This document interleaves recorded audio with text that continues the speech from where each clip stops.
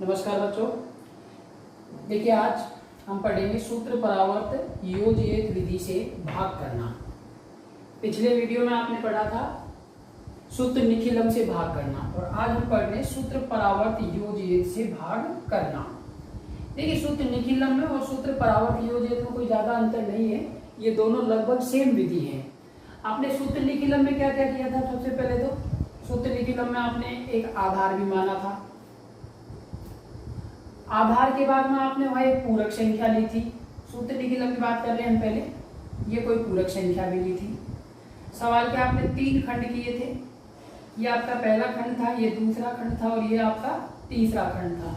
पहले खंड में आपने ऊपर यहाँ जो आपका भाजक था वो लिखा था इस जगह पे, नीचे हमने क्या लिखी थी? पूरक संख्या लिखी थी। इसके बाद बीच के दूसरा और तीसरे खंड में आपने जो आपका भाज्य होता है उसकी संख्या लिखी थी। ये संख्या आधार के ऊपर निर्भर करती है। आपने क्या किया कि आधार में जितनी जीरो हैं भाज्य के उतने अंक पीछे से तीसरे खंड में लिख दिए जाते हैं और बाकी के बचे हुए अंक दूसरे खंड में लिख दिए जाते हैं। लगभग सेम प्रक्रिया यहाँ रहेगी सूत्र परावर्त योजयित में, लेकिन इसके लिए आपको थोड़ा सा ध्यान रखना है, यहाँ भाग पूरक संख्या का नहीं देना है।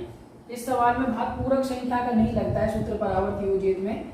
यहां आपको परिवर्तित संख्या का भाग देना होता है। परिवर्तित संख्या का भाग देना है। अब कहीं साहब परिवर्तित संख्या क्या होती है, तो इसके लिए देखिए क्या है। सबसे पहले आपको यहां एक आधार मानना पड़ेगा। आधार आपको पता है आपकी संख्या 10 के नजदीक है तो 10, 100 के नजदीक है 100, 1000 के नजदीक है तो 1000। आधार के बाद में आपको यहाँ एक विचलन निकालना है। आधार के बाद में क्या निकालना है? विचलन। और विचलन बराबर होता है भाजक माइनस आधार। परिवर्तित संख्या निकालने से पहले आपको आधार मानना है, आधार के बाद यहाँ विचलन लेना है। विचलन बराबर होता है भाजक माइनस आधार। अब तो परिवर्तित संख्या आप निकालते हैं, ये जो विचलन आता है इस विचलन का जो मान आएगा उस मान का हमेशा चिन्ह बदलकर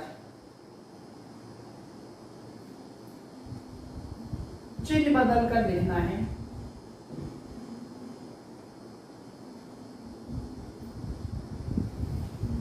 यही आपकी परिवर्तित संख्या होगी। देखिए आधार मान लिया, विचलन निकाल लिया। विचलन बराबर होता है भाजक माइनस आधार। अब परिवर्तित संख्या क्या होगी? जो विचलन आया है उस विचलन की संख्या का चिन्ह बदल करके आपको लिखना है। जैसे मान लीजिए आपका विचलन यहाँ 13 आ गया, ये विचलन है 13, तो आपकी जो परिवर्तित संख्या होगी वो क्या होगी? -13। विचलन यदि 13 आता है तो परिवर्तित संख्या -13 होगी। मान लीजिए आपका विचलन 23 आया है तो आपकी परिवर्तित संख्या क्या होगी? -23 होगी। या फिर माना कि आपका विचलन -16 आया है तो आपकी परिवर्तित संख्या होगी +16। विचलन यदि -16 है तो परिवर्तित संख्या क्या होगी? +16। तो आपको ध्यान रखना है जो विचलन आता है उसका हमेशा चिन्ह बदल कर लिखना है, और जो चिन्ह बदल कर आप संख्या लिखोगे वही आपकी परिवर्तित संख्या होगी। और भाग भी हमेशा परिवर्तित संख्या का ही देना है, इसको नोट कर लिया आप। अब ये जो यहाँ हमने माइनस लिखा है ना, जैसे विचलन 13 आया है, परिवर्तित संख्या -13, तो इसमें माइनस नहीं लिखते, चिन्ह को थोड़ा सा अलग तरीके से लिखा जाता है, विनकूलम करके। यहाँ वैदिक गणित में उसको कहा जाता है विनकूलम। विनकूलम संख्या माइनस नहीं होती, लेकिन उसको नाम विनकूलम दे दिया। तो इसको कैसे लिखते हैं विनकूलम को? जैसे -13 है तो इसको ऐसे लिखेंगे, एक ऊपर माइनस का चिन्ह लगा दिया जाता है, 1 के ऊपर भी और ये 3 के ऊपर भी।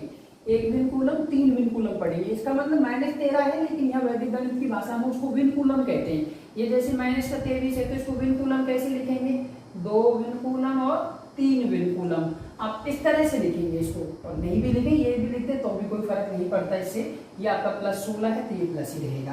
तो ये तो हो गई आपकी छोटी छोटी सी बातें जो आपको ध्यान रखनी है। भाग परिवर्तित संख्या का देना है, सबसे पहले आधार लेना है, आधार के बाद विचलन निकालना है। विचलन बराबर होगा भाजक माइनस आधार। इसके बाद में आपको परिवर्तित संख्या निकालनी है। परिवर्तित संख्या के लिए आपको जो विचलन आया है उस विचलन का चिन्ह बदल करके लिखना है, वही आपकी परिवर्तित संख्या होगी।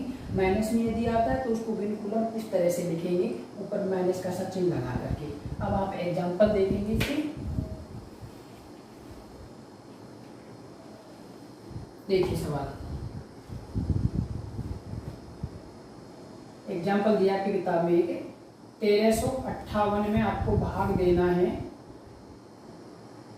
113 का। 1358 में भाग देना है 113 का। किस सूत्र से करना है? सूत्र परावर्त योजियत से सवाल हल करना है। सबसे पहले सूत्र परावर्त योजियत में आपको आधार लेना है। आधार किसके नजदीक है संख्या? 113 है आपका भाजक, तो फिर आधार कितना लोगे? 113 तो आपका भाजक है और 1358 क्या है आपका भाज्य। आपको पिछले वीडियो में बता रखा है। आधार आपका लेंगे 100, ये हो गया आधार। आधार के बाद क्या निकालना है? विचलन निकालना है। विचलन बराबर हमने क्या लिखा है अभी पीछे सूत्र में? भाजक माइनस आधार। भाजक कितना है? 113 माइनस आधार क्या है? 100। आपका विचलन आ गया कितना? 13। विचलन आ गया 13। विचलन के तुरंत बाद में आपको यहाँ लिखनी है परिवर्तित संख्या। इसका विशेष ध्यान रखेंगे क्योंकि भाग हमेशा परिवर्तित संख्या का ही लगता है बच्चों। तो परिवर्तित संख्या विचलन कितना है? प्लस का 13। तो परिवर्तित संख्या के लिए आपको क्या करना होता है? चिन्ह बदलना है। तो प्लस का उल्टा क्या होता है? माइनस का 13। अब इसको इस तरह से माइनस है लिखेंगे। आपको पीछे अभी बताया है कि जो माइनस में आया उसको क्या कहते हैं? विनकुलम। तो इसको विनकुलम करके लिख दो, 1 का विनकुलम और ये 3 का विनकुलम। ये आपकी परिवर्तित संख्या हो गई। अब आगे चलते हैं। प्रश्न को हल करने के लिए सूत्र निखिलम की तरफ थोड़ा सा चले। पिछले वीडियो में सूत्र निखिलम में आपके कितने खंड थे? भाग के 3 खंड। 3 खंड आपके थे। ये पहला खंड था, इधर आपका ये दूसरा खंड था और ये आपका तीसरा खंड। सूत्र निखिलम ही है पूरा लगभग। तो 3 खंड आपने किए। पहले खंड में सूत्र निखिलम में आपने ऊपर क्या लिखा था? यहाँ भाजक लिखा था इस जगह पर, तो यहाँ भी हम वही लिख देते हैं। भाजक क्या है आपका? 113। नीचे वहां क्या लिखा था आपने? पूरक संख्या। यहाँ पूरक संख्या की जगह क्या आई है? परिवर्तित संख्या। तो इस जगह पर यहाँ लिखेंगे परिवर्तित संख्या। परिवर्तित संख्या क्या है आपकी परिवर्तित संख्या?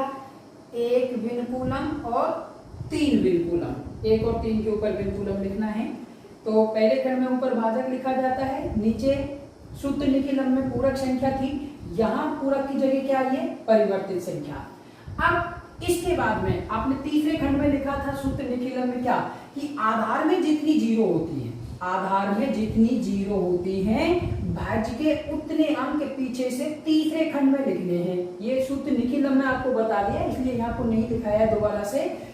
आधार में जितनी जीरो होती हैं भाज्य के उतने अंक पीछे से तीसरे खंड में लिखने हैं। आधार में कितनी जीरो हैं?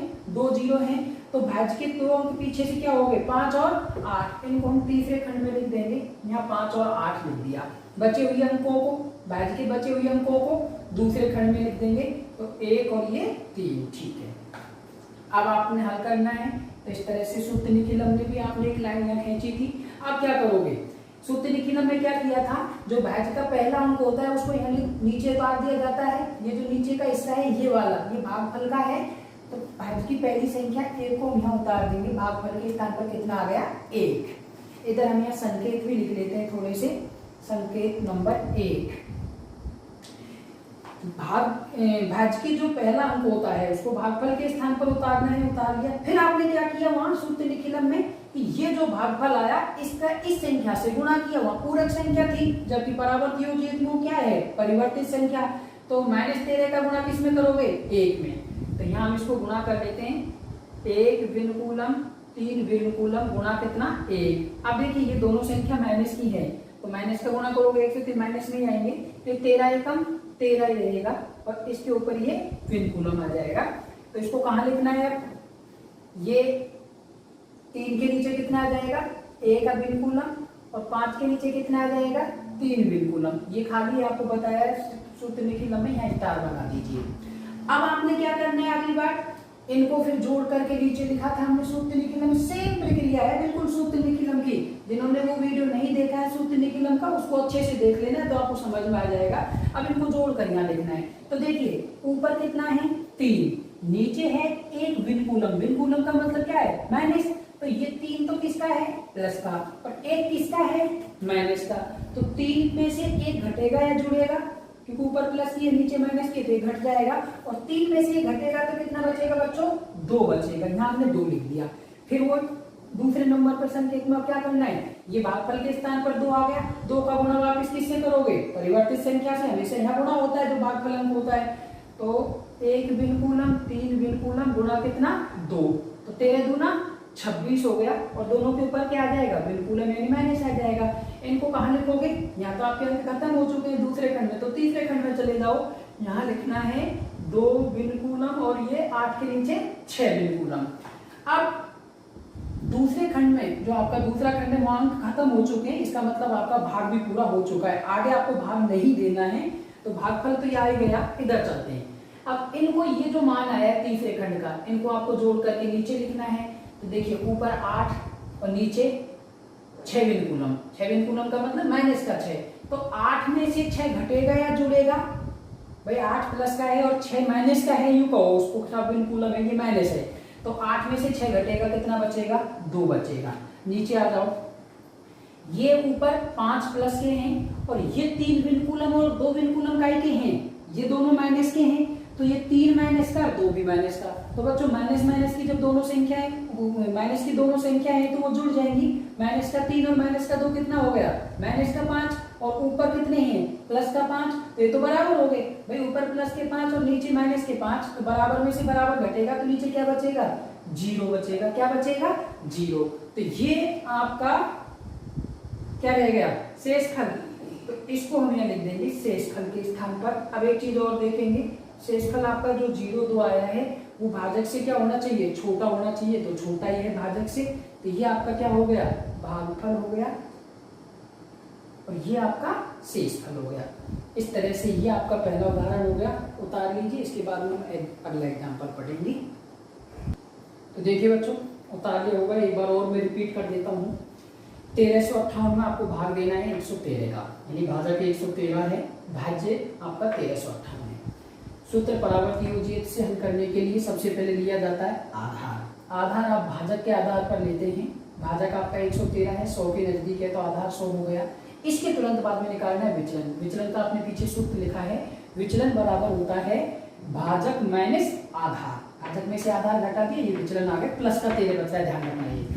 अब विचलन के तुरंत बाद में आपको सूत्र परावर्ती योजित में क्या चाहिए परिवर्तित संख्या। बस निखिलम में और परावर्ती योजित में यही फर्क है। निखिलम में तो यहाँ पूरक संख्या का भाग दिया जाता है, उसमें कोई चिन्ह नहीं बदलना पड़ता, लेकिन परावर्ती योजित में हमेशा परिवर्तित संख्या का भाग लगता है। तो परिवर्तित संख्या जो प्लस का विचलन आ रहा है, विचलन का चिन्ह बदलना है। ये प्लस का 13 है तो ये परिवर्तित संख्या -13, परिवर्तित संख्या -13 है। यहाँ माइनस को इस तरह से नहीं लिखते हैं वैदिक गणित में, उसको माइनस नहीं कह करके विनकूलम कहते हैं। तो इन दोनों के ऊपर ये ऊपर माइनस का सब चिन्ह चल जाएगा, ये विनकूलम है, ये माइनस ही है लेकिन इसको विनकूलम कहेंगे। अब 3 खंड आपके भाग के हैं सूत्र निखिलम की तरह। पहले खंड में ऊपर भाजक लिखना है, नीचे परिवर्तित संख्या लिखनी है। इसके बाद में दूसरा खंड छोड़ करके पहले तीसरे खंड में लिखना है।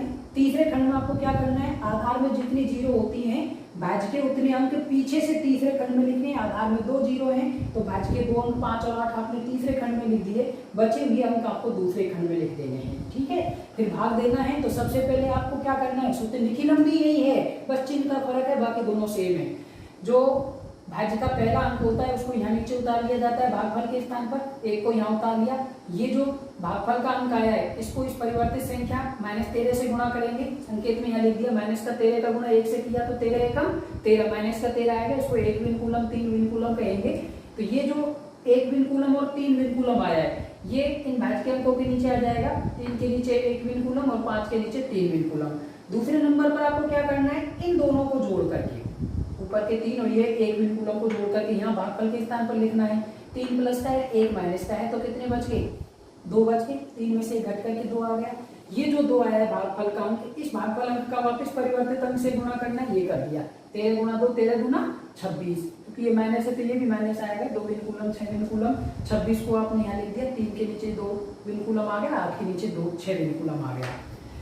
चूंकि दूसरे खंड में आपकी ये संख्याएं खत्म हो चुकी है भाज्य की, तो आपका भाग भी पूरा हो चुका है। तो अब तो आपको केवल इधर चलना है तीसरे खंड में शेष निकालने के लिए। तो तीसरे खंड में हम यहाँ शेष निकाल रहे हैं। 8 ऊपर है प्लस का, नीचे 6 का क्या है बच्चों, बिल्कुल में यानी माइनस है। तो 8 में से 6 घटेगा, कितना बच गया 2। इनको घटाएंगे, ये 5 का है भाई, जब कोई चिन्ह नहीं होता आगे तो किसका मानते हैं, प्लस का चिन्ह मानते हैं। तो ये 5 प्लस का है और ये दोनों काय के हैं, माइनस के हैं। तो 3 और 2 कितने हो गए माइनस के, 5 माइनस का, 5 प्लस का, 5 में से 5 घटेगा 0। तो ये आपका शेषफल हो गया 0, 2 और भागफल आ गया कितना 12। यही आपका आंसर है। अब हम चलते हैं अगले उदाहरण की तरफ। देखिए अगला उदाहरण हमारा है 1432 में भाग देना है कितने का, 88 का। चलिए यहाँ से हल करते हैं इस जगह से। सबसे पहले क्या लेना है बच्चों, आधार लेना है। तो भाजक कितना है आपका 88, तो आधार कितना लोगे भाई, भाजक 88 है तो 100। आधार हमने ले लिया कितना 100। आधार के बाद क्या निकालना है, सूत्र परावर्ती योजित के लिए आपको यहाँ निकालना है विचलन। विचलन बराबर क्या होता है भाई, भाजक माइनस आधार। तो भाजक कितना है 88 माइनस आधार क्या है 100, क्या बचेगा विचलन माइनस का 12। इस बार ध्यान रखना है विचलन खुद माइनस में बचा है। तो अब विचलन के तुरंत बाद में आपको यहाँ क्या निकालनी है भाई, विचलन से परिवर्तित संख्या। तो परिवर्तित संख्या के लिए हमें क्या करना होता है, जो विचलन की संख्या है उसका चिन्ह बदलना है। तो यहाँ परिवर्तित संख्या कितनी हो जाएगी, विचलन क्या है -12 है, तो फिर परिवर्तित संख्या प्लस का 12 हो जाएगी, प्लस का 12। प्लस का आगे लिखते नहीं है, लिखो या नहीं लिखो प्लस की रहेगी। तो ये आपकी परिवर्तित संख्या हो गई प्लस का 12। अब चलते हैं भाग के लिए। भाग क्रिया के कुल कितने खंड करने हैं आपको, भाग क्रिया के कुल कितने खंड करने हैं, 3 खंड करने हैं। तो 3 खंड हम भाग क्रिया के कर लेते हैं। ये आपका पहला खंड हो गया, ये दूसरा खंड हो गया, ये आपका तीसरा खंड। लिख लो चाहो तो पहला दूसरा तीसरा, जरूरत तो है नहीं, वैसे ध्यान रखना है। पहले खंड में सबसे पहले ऊपर क्या लिखते हैं हम, भाजक लिखते हैं। क्या है आपका भाजक यहाँ 88 है। इसके बाद में इसके नीचे क्या लिखनी है बच्चों, परिवर्तित संख्या। और सूत्र निकीलन में क्या लिखते थे, हाँ भाई सूत्र निकीलन में क्या लिखते थे, पूरक संख्या। पूरक की जगह यहाँ क्या आया है, परिवर्तित संख्या। कितनी आई है, प्लस का 12 है, क्योंकि विचलन माइनस का था तो परिवर्तित संख्या प्लस की होगी। विचलन और परिवर्तित संख्या दोनों एक दूसरे के उल्टे चिन्ह होते हैं, तो ये प्लस का 12। अब कोई बिनकुलम मत लगा देना कि यहाँ बिनकुलम लगाए, पिछली बार लगाया बिनकुलम क्योंकि माइनस की थी इसलिए ऊपर बिनकुलम लगा दिया। अब तीसरे खंड में और दूसरे खंड में मान लिखेंगे। तो ये जो तीसरा और दूसरा खंड है ये भाज्य के होते हैं। सबसे पहले तीसरे खंड में लिखने आपको पता है, तो तीसरे खंड में कैसे लिखते हैं कि आधार में जितनी जीरो होती हैं भाज्य के उतने अंक पीछे से तीसरे खंड में लिखेंगे। आधार में कितनी जीरो है भाई, 2 जीरो, तो भाज्य के 2 अंक पीछे से क्या होंगे 3 और 2, ये यहाँ आ जाएंगे। बचे क्या है 14, इनको दूसरे खंड में लिख देंगे 1 और यहाँ लिख देंगे 4। अब हम सवाल को हल करते हैं। तो क्या करना है, सबसे पहले सूत्र निकीलन की तरह करोगे। जो भाज्य का पहला अंक होता है उसको भागफल की जगह उतारना है। भाज्य का पहला अंक 1, इसको नीचे उतार लिया। ये जो भागफल का अंक 1 आया है इसको परिवर्तित संख्या से क्या करना है बच्चों, गुणा करना है। तो यहाँ हम संकेत लिख लें, तो बगल में नंबर 1 परिवर्तित संख्या 12 गुणा भागफल अंक 1, 12 एकम 12। 12 को कहाँ लिखेंगे, 4 के नीचे आ जाएगा 1 और 3 के नीचे आ जाएगा 2। इसके बाद में इन दोनों को जोड़ करके यहाँ नीचे उतारेंगे, 4 और 1 अब तो प्लस के हैं तो ये तो जोड़ेंगे दोनों ही। 4 और 1 कितने हो गए 5। भागफल अंक क्या आ गया 5 आ गया। भागफल अंक 5 का परिवर्तित संख्या कितना 12 से गुणा करेंगे। तो परिवर्तित अंक 12 गुणा करेंगे 5 और 12 पंजे हो गए कितने 60। तो 60 को कहाँ उतारोगे, 2 के नीचे 3 आ जाएगा 6 और इस 2 के नीचे आ जाएगी 0। यहाँ कुछ भी नहीं है, खाली है तो स्टार बना लो, नहीं तो खाली छोड़ दो। अब भाग आपका पूरा हो गया, क्यों, क्योंकि आपके बीच के खंड में संख्याएं खत्म हो चुकी हैं, तो इसका मतलब ये पूरा हो गया, भागफल तो आ चुका है। अब यहाँ हम इनको क्या करेंगे, जोड़ करके नीचे उतारेंगे। अब इनको जोड़ेंगे, 2 में 0 जुड़ेगा तो 2 ही आएगा। इनको जोड़ो, 6 और 2 8 और 3 11। 6 और 2 8 और 3 कितने हो गए 11। 100 कितना आ गया 12। अब आपका शेष फल देखो बच्चों, थोड़ा सा ध्यान देंगे। शेष फल कितना है आपका 112 है और आपने भाग कितने का दिया है 88 का दिया है। तो भाजक 88 और शेषफल 112 थे, तो उल्टी गंगा बह गई। क्यों भाई, जो शेषफल होता है वो तो भाजक से छोटा होता है, ये बड़ा आ गया। अब आपको सूत्र निकीलन में भी आपने कर रखा है बच्चों, ये जब आपका ये शेषफल भाजक से बड़ा आ जाता है, तब आपको वहां क्या बताया था, याद कीजिए सूत्र निखिलम में कि साहब सूत्र निखिलम में हमने किया था जब शेषफल भाजक से बड़ा आता है तो भागफल में 1 जोड़ते हैं और शेषफल में से भाजक को घटा देते हैं। दोबारा सुन लो एक बार, सूत्र निखिलम में कर रखा है आपने ये, जब शेषफल भाजक से बड़ा आता है तो भागफल में 1 जोड़ते हैं और शेषफल में से भाजक को घटाते हैं। तो भागफल कितना है 15, इसमें 1 जोड़ दो और शेषफल कितना है 112, इसमें से 88 घटा दो। अब करो इसको, यहाँ 15 और 1 कितने हो गए भाई 16, इनको घटाओ 12, 2 में से 8 नहीं घटेगा, यहाँ से 8 से ले लो, 12 में से 8 गए तो कितने बच गए 4, यहाँ कितने रह गए 10, 10 में से 8 गए तो कितने बच गए बच्चों 2, तो ये रह गए 0। कितने शेष बच रहे हैं अभी 24 शेषफल बच रहा है आपका, और भागफल कितना आ रहा है भाई 16। अब तो देख लो 24 जो शेषफल आ रहा है वो इससे छोटा है भाजक 88 से, तो अब दोबारा नहीं करना है सब, यहाँ फिर 1 जोड़ दो इसमें से 88 घटा दो, तो वैसे ही छोटा आ गया, अब थोड़ी घटाओगे। तो यहाँ देखते हैं उत्तर, आप भागफल तो आ गया हमारा 16 और शेषफल आ गया बच्चों कितना आपका 24, ये आपका आंसर आ गया भाई। उतार लो इसको, और उतार करके मैं एक बार और बताऊं दोबारा। देखिए बच्चों, सूत्र परावर्ती योजित का एक और उदाहरण कर लो, थोड़ा सा बड़ा भी है इस बार। ये आपकी संख्या है 3,95,166 में आपको भाग देना है 1,321, तो ये आपका भाजक हो गया 1,321। अब जो भाजक है 1,321 किसके नजदीक है, 1000 के, तो आधार कितना लेंगे आप 1000 लेंगे, आधार हमने ले लिया यहाँ से 1000। आधार के बाद क्या निकालना होता है आपको, इसमें विचलन निकालना है। विचलन बराबर क्या होता है, भाजक माइनस आधार। भाजक है आपका 1321 माइनस आधार कितना है 1000, कितना बच गया आपका ये 1321 में से 1000 घटा दो 321, ये विचलन हो गया। विचलन के बाद हमें क्या करना है, तुरंत यहाँ से परिवर्तित संख्या निकालनी है। कैसे निकलती है परिवर्तित संख्या, कि साहब विचलन का जो मान आता है उसके चिन्ह बदल कर यहाँ लिख देते हैं। क्या आ रहा है विचलन 321 किसका है, ये 321 प्लस का या माइनस का, प्लस का है ना, तो ये विचलन का ही का आएगा, सॉरी परिवर्तित संख्या किसकी आएगी माइनस का 321। लेकिन आपको पता है इस तरह से नहीं लिखते उसको माइनस, कैसे लिखते हैं विनकूलम करके, सबके ऊपर विनकूलम लगा दो, 3 विनकूलम 2 विनकूलम और 1 विनकूलम, ये आपकी परिवर्तित संख्या हो गई। भाग करेंगे कितने खंड होंगे पूरे भाग क्रिया के, 3 खंड होंगे, पहला दूसरा और ये आपका तीसरा खंड, ठीक है 3 खंड कर लीजिए। 3 खंड आपने कर लिए, यहाँ क्या लिखना है आपको, पहले खंड में क्या लिखना है साहब भाजक लिखना है, ऊपर से भाजक कितना है आपका 1321, यहाँ लिख दिया भाजक 1321। नीचे आपको क्या लिखनी होती है परिवर्तित संख्या, परिवर्तित संख्या। तो परिवर्तित संख्या कितनी है बच्चों 3 विनकूलम 2 विनकूलम 1 विनकूलम।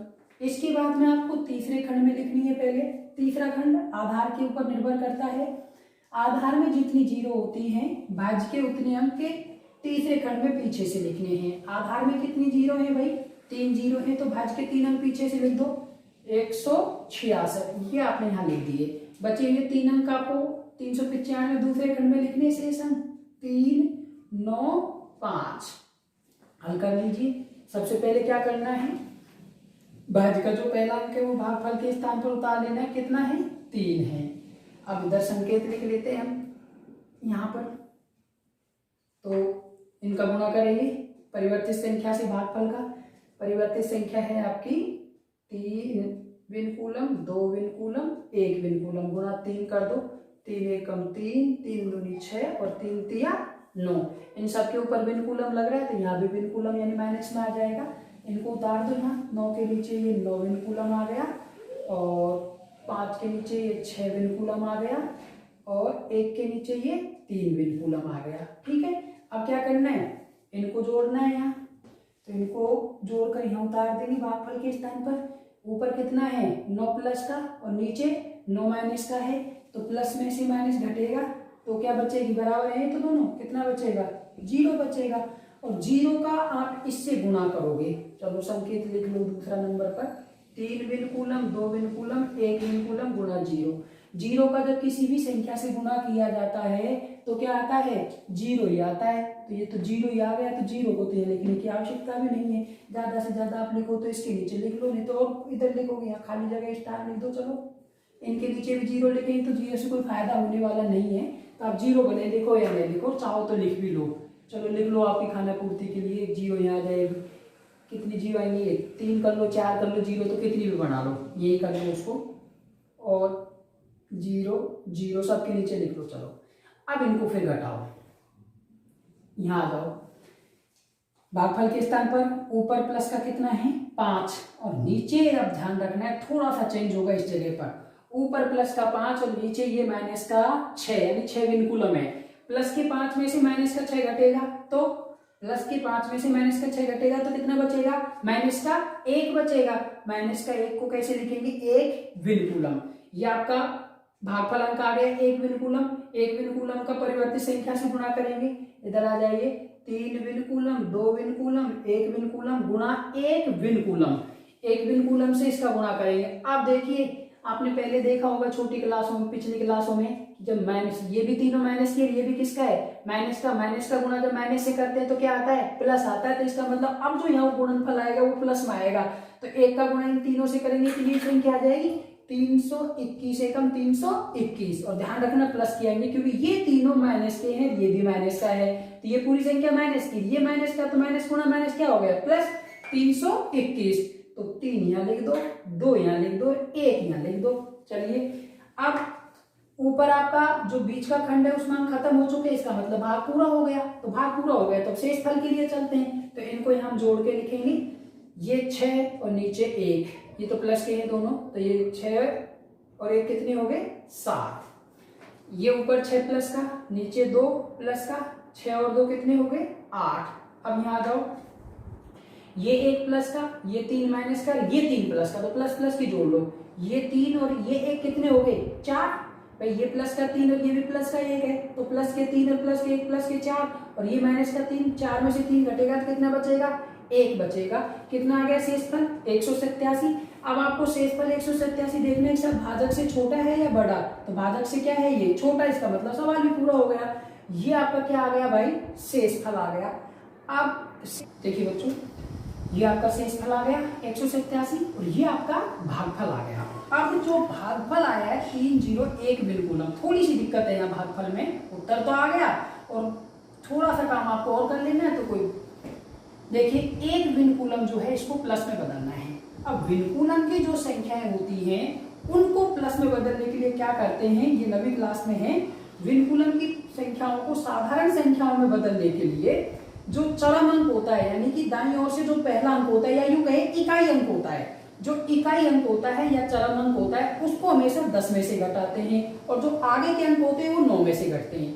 तो यहाँ चरम अंक के ऊपर ही ये विनकुलम लग रहा है। चरम अंक आपका 1 विनकुलम है, चरम अंक 1 को कितने में से घटाना है, 10 में से।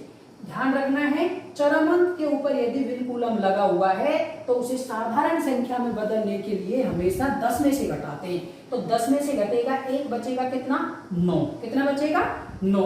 अब इसके लिए आपको पता है कि जो चरम अंक से अगला अंक होता है वो कितने में से घटता है, 9 में से। तो 9 में से क्या घटेगा, 0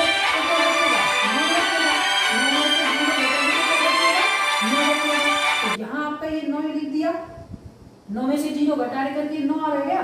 तो यहाँ कितना रह गया, फिर ये 3 में से कहां से इधर जाएगा, कितना बचेगा, यहाँ 2 बचेगा। तो ये आपका भागफल आ गया 299। भागफल कितना आ गया, 299। दोबारा देख लो, चरम अंक 1 के ऊपर विनकुलम है।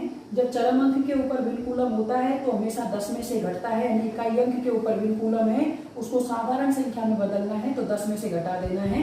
10 में से घटेगा 9, ये अगला अंक है, ये 9 में से घटेगा, 9 में से 0 घटेगी 9, और ये रह जाएगा कितना, 2। तो आपका भागफल आ गया 299 और आपका शेषफल है बच्चों 100 कितना, 87। ये आपका शेषफल है। इस तरह से ये आपका भाग पूरा हो गया। सूत्र परावर्त योजित से, सूत्र परावर्त योजित और सूत्र निखिलम दोनों आपकी सेम विधि है बच्चों, परावर्त योजित और सूत्र निखिलम। केवल फर्क इतना सा है सूत्र परावर्त योजित और निखिलम में आप यहाँ पूरक संख्या का भाग देते थे, जबकि परावर्त योजित में आप यहाँ परिवर्तित संख्या का भाग देते हैं। परिवर्तित संख्या निकालने के लिए आपको यहाँ बता रखा है, पीछे भी बताया है, या देख लो। जो विचलन आता है, विचलन का जो मान आता है उसको हमेशा चिन्ह बदल करके परिवर्तित संख्या निकालनी होती है और सूत्र लिखिलन की तरह आपको यहाँ भाग देना है। ये आपका सूत्र परावर्त योजित पूरा हो गया। यदि आपको किसी भी प्रकार की कोई भी समस्या हो, नहीं भी समझ में आया हो, तो एक तो वीडियो को आप बार बार देखें, नहीं समझ में आया हो तो शायद फिर भी समझ में आएगा। यदि नहीं भी आता है तो आप मुझे फ़ोन करके भी पूछ सकते हैं, व्हाट्सएप करके कमेंट्स कर सकते हैं, या यूट्यूब पर जब आप वीडियो देखते हैं वहाँ भी आप मुझे कमेंट्स करके लिख सकते हैं। मैं आपको समझाने की पूरी कोशिश करूँगा। तो धन्यवाद बच्चों, आज के लिए इतना ही, बाकी आगे।